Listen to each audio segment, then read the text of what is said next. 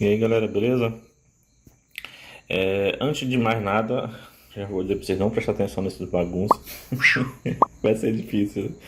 Mas é o único lugar que eu tô tendo que eu tenho uma iluminação pra poder gravar nesse momento e o único momento que eu tô tendo pra gravar. Eu tô começando o processo de organizar isso aqui, mas vai demorar uns dias aí. Tem que fazer no tempo livre, né? Mas beleza. Algumas pessoas que já viram alguns vídeos no meu canal já perceberam que eu tinha uma fonte de bancada e que era basicamente essa fonte aqui, tá? Desse esqueminha que tá aqui quase.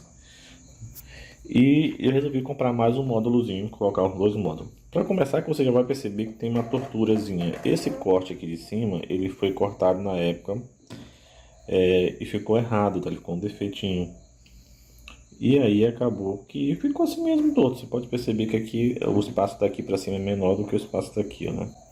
Já isso aqui eu comprei um micro retífico, eu fiz o corte mais, né, bem certinho. Ele tá certo, o corte dele tá certo. Você pode ver por aqui, ó, tá certinho. Mas aí como eu não tive como arrumar esse corte de cima, e aí ficou com essa aparência de tudo torto, porque esse tá torto e destaca com esse, né? Então ficou um problema. Mas enfim, quem lembra da antiga fonte percebe que tá diferente, né? Os bornezinhos estão aqui agora alinhados verticalmente. O botãozinho que era aqui em cima tá aqui embaixo. Eu vou colocar uma imagem para vocês verem aí. Eu tenho aqui um carregador USB, né, com 3 portas. Ó. Mas beleza. Eu vou tentar fazer um vídeo razoavelmente curto. Eu falo muito, né? Mas não sei. Porque eu nunca mostrei essa fonte por dentro, tá?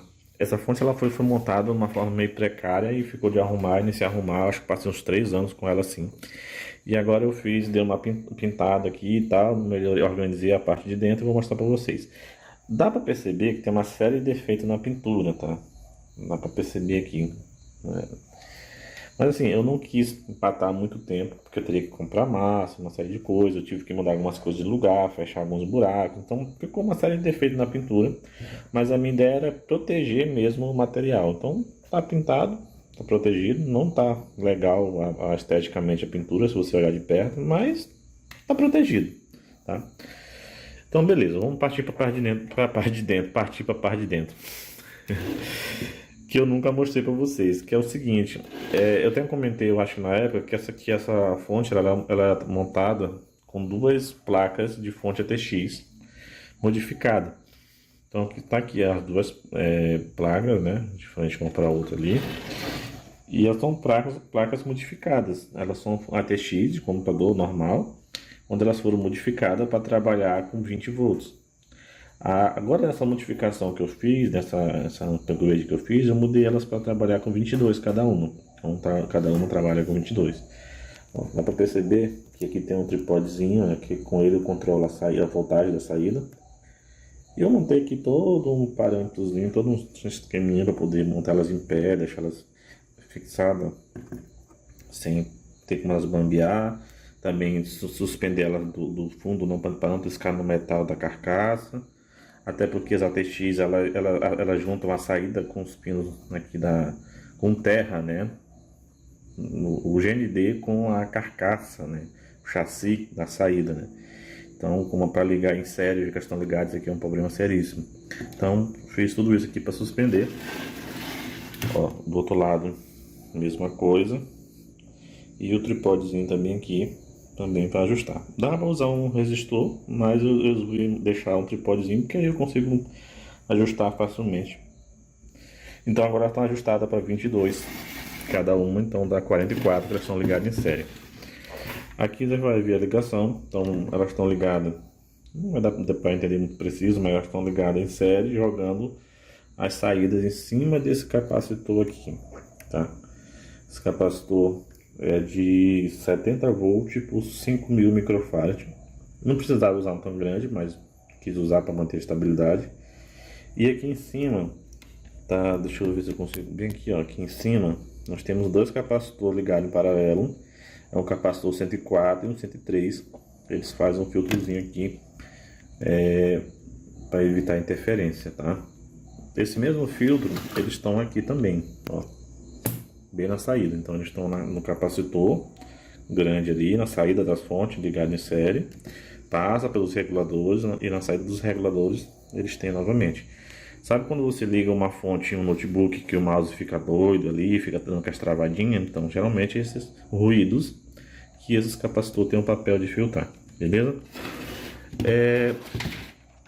Aqui atrás, né, saídazinha desse cabo, entrada desse cabo de tipo fonte de computador, né? Antigamente era aquele fio normal fixado dentro, então eu tirei e botei assim. E é ligado com fusível, porta fusível ali. E vem aqui para essa borneirazinha que eu montei. Até eu garantir que não tá ligado, né? Que senão eu tô lindo. Para facilitar minhas ligações. Então montei aqui e aqui sai, né, para cada uma das placas. Então tá assim, vem um circuito de fora. Passa pela entrada lá de energia, pelo fusível. Tem um fusível de 10 amperes, eu vou reduzir para um de 8. E aí daí ele vem para duas fontes e para uma outra terceira fonte que eu vou mostrar para você daqui a pouco.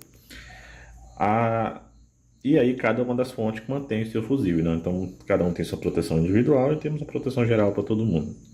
Beleza? Então basicamente é isso, ligação interna. Isso deu um trampo tão grande fazer com que isso fosse montado dessa forma, que funcionasse, né? Mas, enfim, a respeito da modificação da fonte, eu peguei essas modificações de fonte ATX num canal chamado Canal Amor à Vida. Lá tem uma série de vídeos de como modificar a fonte ATX, uma série de vídeos muito bom. Eu não sei se o cara continua postando material novo, eu nunca mais vi material novo dele, mas tem muitos vídeos legais lá no canal dele, um senhor. Top mesmo os vídeos dele. E lá tem passo a passo como identificar o CI, como fazer todo o processo. Eu segui o princípio, né, que eu aprendi lá, apesar que eu não consegui implementar o mesmo princípio aqui, porque como vocês podem ver, ó, tem 2 CI, e aí eu não achei nada muito parecido, mas com o princípio que tinha lá eu acabei conseguindo fazer as modificações. Essa fonte aqui é aquelas fontes grandes, sabe? Aquelas que tem o cooler de 120 em cima. Não é o coolerzinho pequeno lá lateral, desses pequenos assim, mas é aquele coolerzão grande. Então as duas placas são desse tipo de fonte. São fontes que não dava mais para usar como ATX, ó. Deixa eu ver se eu consigo mostrar. Não dá para ver que a trilha já estava meio soltando e tal, então não compensava mais usar como ATX, mas com os ajustes que eu fiz, tá funcionando já aqui há uns 3 anos, eu acho. E aí agora eu tô só fazendo esse upgrade na carcaça e botando mais o módulo. O botãozinho liga e desliga, desse de 3 pinos, ele liga um LEDzinho aqui quando você liga. Então basicamente é isso. A respeito, né, da outra fonte que eu mencionei, deixa eu pegar aqui. Ó, aqui tá a tampa, né, da fonte, do gabinete, na verdade. E isso aqui é cabeça para baixo, tá? Então eu coloquei uma fontezinha dessas colmeia. Tá ajustada com 14 volts. E o papel dela, que tá a entrada de energia dela, né, ali tá a saída. O papel dela é simplesmente alimentar o carregador do celular, né, o carregador USB aqui, e alimentar o coolerzinho que tá ali atrás, tá? Então eu liguei isso aqui junto na saída dela. Eu coloquei um resistor lá para não queimar o cooler, né, porque tá saindo 14 volts, e ele vem e alimenta esse módulozinho. Então só alimenta o cooler e esse módulozinho. Eu não quis ligar na fonte principal, eu quis deixar separado, né, dessa forma. E o espaço aqui praticamente não existe, então cheguei aqui no teto, prendi, usei esses canaletazinhos para não deixar os filtros cair em nada. E é isso, tá? Eu vou fechar. Agora, assim que eu fechar, eu volto e mostro para vocês o funcionamento aqui da parte do módulo, já com tudo fechado. Eu abri só para colocar. Eu já tinha fechado, dá para ver que tem umas marcações aqui, ó. A tinta tá ainda um pouco mole quando eu fechei, e aí quando eu soltei, ela saiu arrancando, tá? Mas vai ficar de novo para cobrir o mesmo ponto, então não vai dar nada. E aí eu abri só para fazer um ajuste no filtro, tá? Eu tinha esquecido de colocar os filtros de saída. Então eu acabei abrindo de novo só para colocar esses filtros. Deixa eu fechar aqui e assim que eu fechar eu volto para mostrar o funcionamento aqui da saída.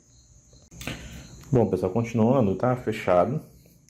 Deixa eu virar aqui e mostrar por trás para vocês como é que ficou. Tá? O cooler ele puxa o ar lá de dentro.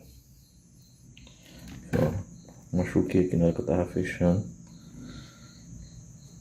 Mas beleza, tá protegido, mesmo que eu posso pegar até um restinho de tinta ainda que eu posso cobrir isso aqui.